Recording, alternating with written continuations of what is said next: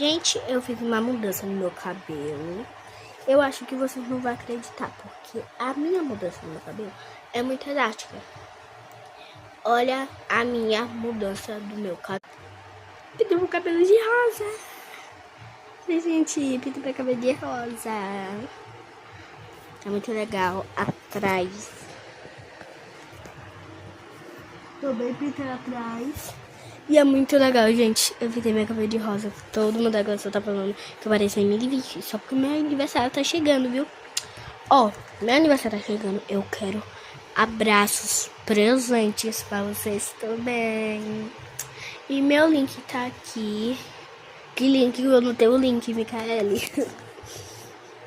Mas é lindo. Pintei meu cabelo de rosa, ó. Legal, né, gente? Cabelo de rosa. Atrás também pintei.